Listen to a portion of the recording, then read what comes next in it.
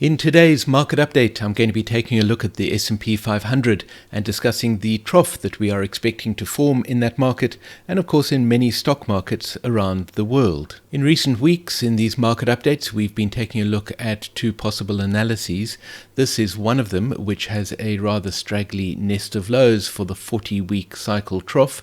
As you can see, the actual circle for the 40-week cycle lies behind us, but the shorter cycles are indicating because of the principle of synchronicity. In other words, the 40-week cycle trough must occur synchronously with the shorter cycle troughs. That indicates that, of course, that trough is upon us now, or should be occurring round about now. If we consider the bar counts that have elapsed since the 18-month cycle trough in the middle of October, you can see there have been 312 days. 312 days is a long cycle for a 40-week cycle. 272 days is the average length of a 40-week cycle, and if we measure 272 days, you can see that that occurred over here in about the middle of July. There's 272 days, and in our other analysis that we will take a look at it in a moment, you will know that I have been considering the possibility that the 40-week cycle trough occurred then.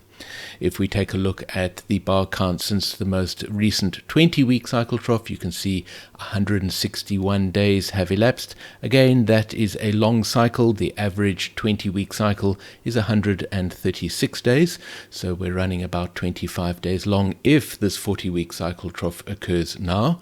And the 80-day cycle has been running at 88 days, which is again very long for an 80-day cycle, which averages 68 days in length. However, of course, the position of that 80-day cycle trough is a little questionable because we had a series of subtle troughs that occurred during that period of time, and there was some consolidation there before the market continued moving upwards, and so the exact position of that 80-day cycle trough is a little questionable. The implication of this analysis is, of course, that the 40-week cycle trough should be forming in the market, and price has been coming down and potentially moving into that cycle trough. Here is the other analysis that we've been looking at. We have a 54-month cycle trough over here in October, and when we zoom out, we will discuss the difference between these two analyses in the longer term in a moment.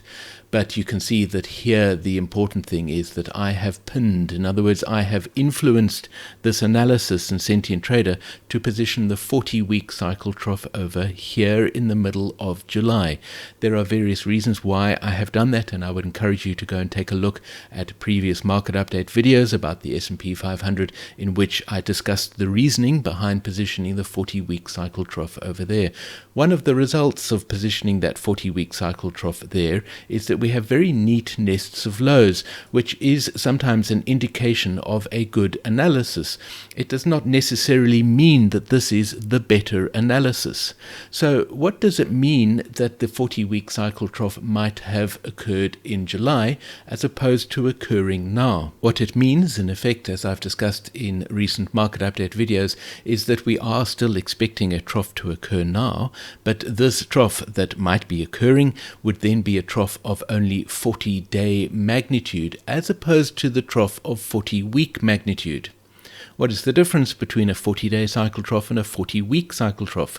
Obviously, the big difference is that if the trough that is forming now is a 40-day cycle trough, we would expect a smaller bounce out of that trough than if this was the 40-week cycle trough, in which case we would expect a bigger bounce or a more bullish price action. As a matter of interest, this possible analysis, which is not actually my preferred analysis at the moment, my preferred analysis has shifted to the other analysis because of the way in which price has moved recently. But I should point out that if this analysis turns out to be the correct one, this has bearish implications, and it's very important that we consider those as we look at what is expected to happen in the markets over the next few weeks. But let's zoom out and consider the bigger question of the 54-month or the 18-month cycle trough that occurred in October. Starting with the first analysis that we looked at with the 40-week cycle trough, expected round about now, as you can see at the foot of this chart. This is a weekly display of that chart, and you can see that we have a 9-year cycle trough in March of 2020. I've discussed this in previous market update videos. There is the possibility, of course, that this strong move down in March of 2020 was a result of fundamental interaction where news events, in this case the COVID pandemic, caused the markets to react with some volatility, and we had a strong move down followed by a strong move up, creating what could be considered to be a distorted cycle trough in the markets. However, according to this analysis, we have phased that as a 9-year cycle trough, meaning that the first 18-month cycle trough in the current 54-month cycle occurred over here in October of 2021, and the second 18-month cycle trough occurred in October of last year. And yes, that was a very short 18-month cycle that elapsed between those two 18-month cycle troughs, but we're not going to discuss that here.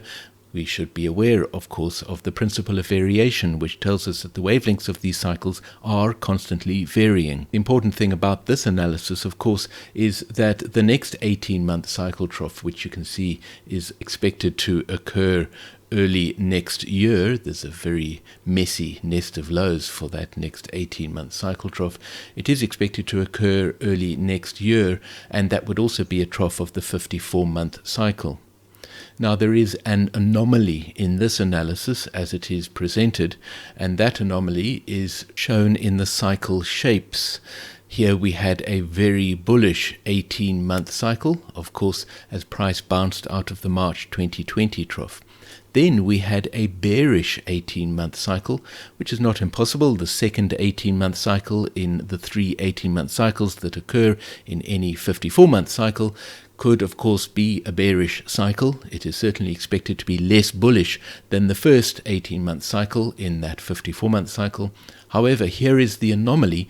The third 18-month cycle, of which we have seen only half, is already much more bullish than the second 18-month cycle.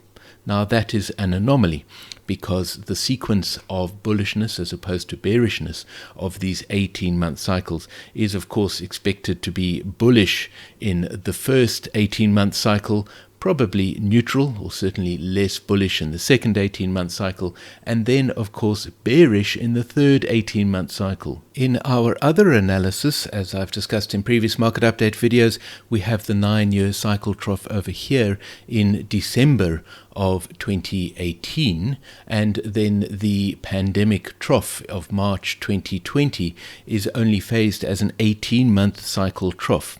And as mentioned, that was possibly a trough that was distorted by the fundamental interaction of the pandemic sweeping around the world. And so, whereas we would expect a bullish 18-month cycle, it was certainly looking bullish until the pandemic started sweeping around the world, and then it turned into a mixed cycle with a very late peak and a lower trough. It is very likely that that strong move down was influenced by news events at the time, and so we could consider this to have been a bullish cycle if it hadn't been for those news events. The next 18-month cycle was then also, of course, a bullish cycle, bringing us into the trough in October of last year. Then, of course, we had a bearish 18-month cycle, bringing us into the potential 54-month cycle trough that occurred in October of last year. This analysis does not have the anomaly of a bullish cycle occurring in the position of the third 18-month cycle. That doesn't prove that the trough in the middle of October was a 54-month cycle trough, but it certainly leads us to expect that that is what occurred. And so in the long term, we still have those two possibilities, that the trough in October of last year was a 54-month cycle trough or was a trough of only 18-month magnitude, in which case there is an anomaly in the recent bullish price action. I bring that up because both of our short-term possibilities are possible with either of these analyses. And so when considering what price is doing at the moment, in other words, bouncing out of either a 40-week cycle trough or a 40-day cycle trough, we must be careful that we don't assume that because the trough in October of last year was definitely of 54-month cycle magnitude, we must still be in a bullish market. It is possible that we are not. And that is why it is important every now and then to step back and consider the longer term picture. But let's zoom in and consider what we are expecting now. First of all, the possibility that a 40-week cycle trough is about to form or is occurring at the moment. We have had 312 days elapse since that trough in October, which, as I've already mentioned, is about 40 days long for a 40-week cycle. And so this cycle trough is certainly due to form now. We have an interesting situation with the 20-week cycle FLD, that is this green line on the chart. And as you can see, price came down to the 20-week FLD last week. Whenever price touches an FLD, we need to ask ourselves, are we expecting that FLD to provide support here, or are we expecting price to cross down below the FLD and continue downwards? This is an interesting situation because if this trough in October of last year was only an 18-month cycle trough, then we would have expected the 20-week FLD to provide support at about the time that the first 20-week cycle trough formed. That cycle trough formed, of course, in March of this year, and indeed the 20-week FLD did provide support. You can see here the 20-week FLD that I'm drawing over with the pen effectively provided support to price for about 6 weeks. That would be labeled our BC category interaction pair, where price finds support at the level of the FLD. What is occurring now would be expected to be a D category interaction where price crosses down below the 20-week FLD on its way down to the 40-week cycle trough.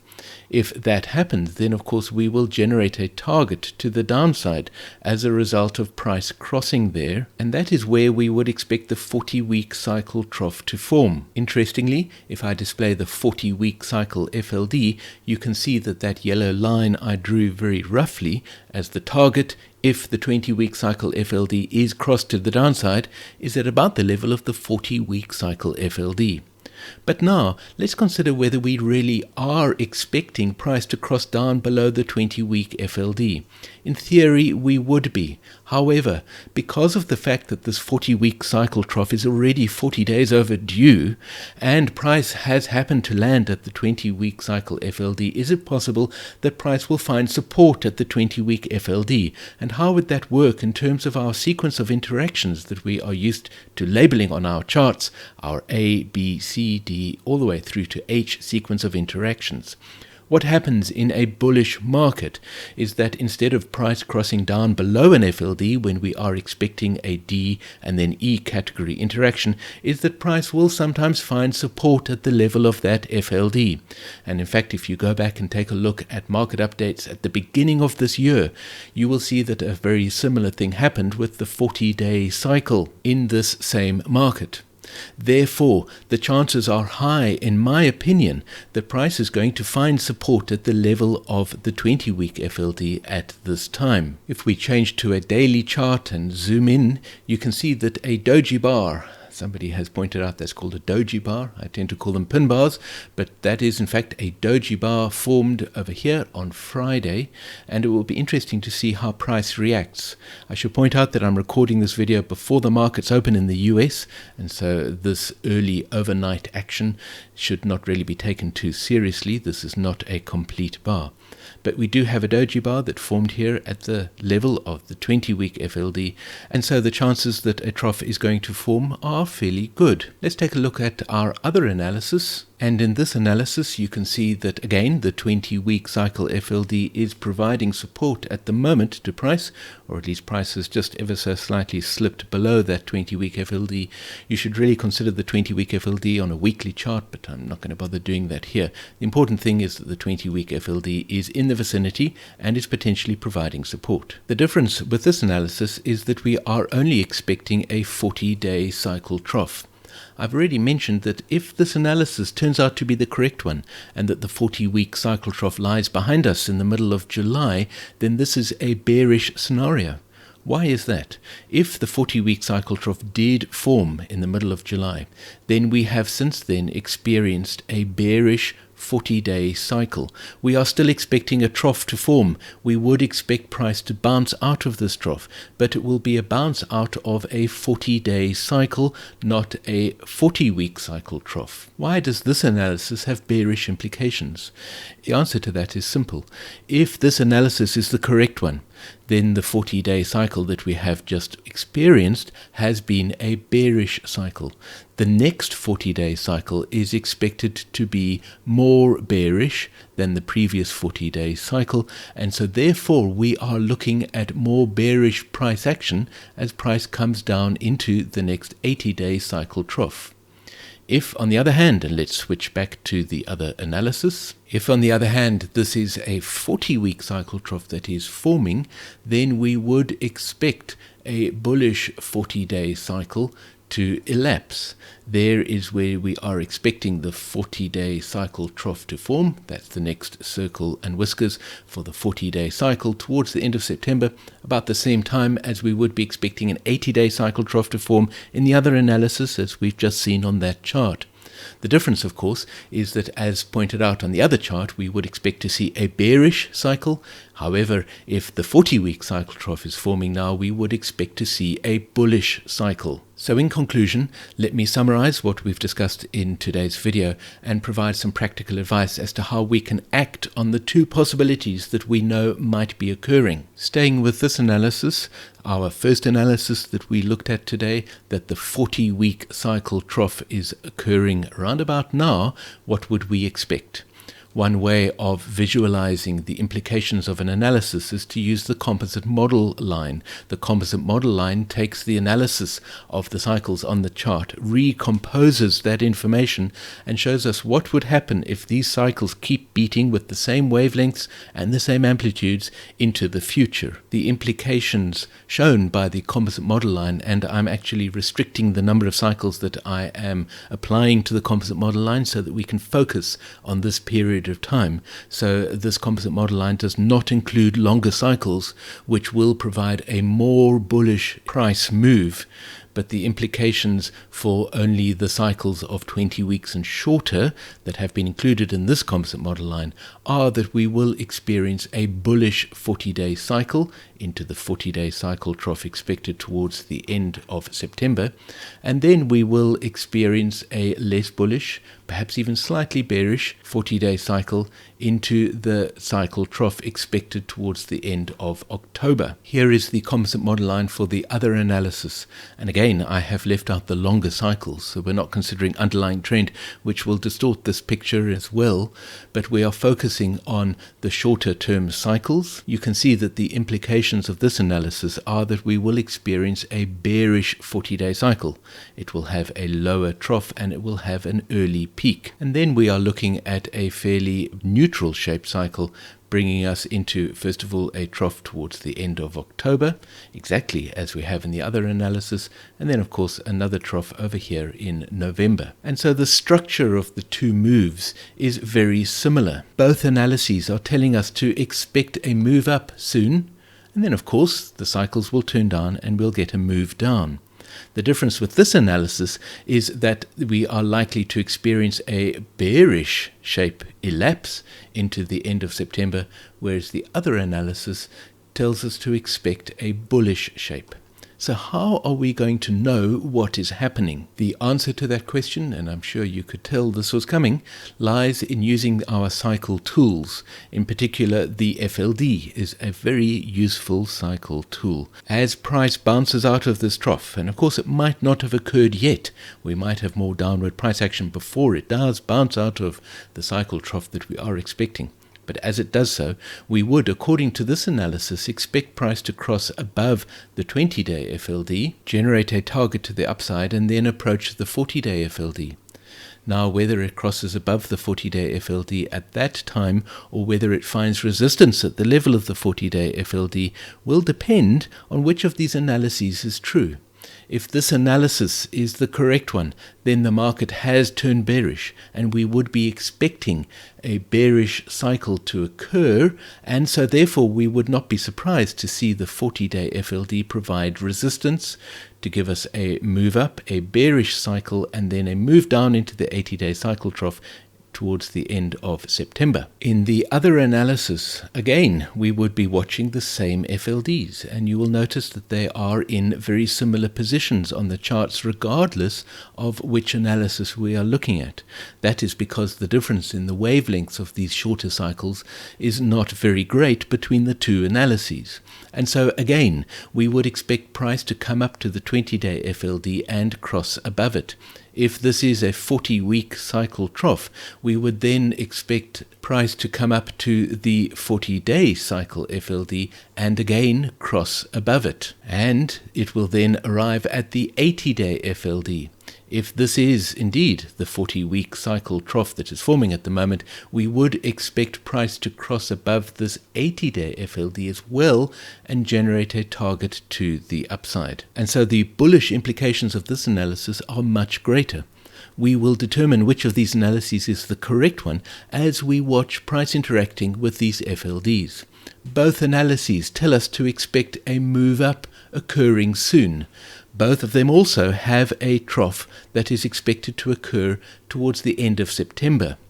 If this bullish alternative turns out to be the correct one, then that trough towards the end of September will be a fairly small 40-day cycle trough. However, if the other analysis turns out to be the correct one, we would expect a bigger and deeper trough to occur towards the end of September, a trough of the 80-day cycle. I do hope you found this market update useful and interesting. If you have any questions, please put them in the comments below the video or join us on our Hurst Cycles Discord server.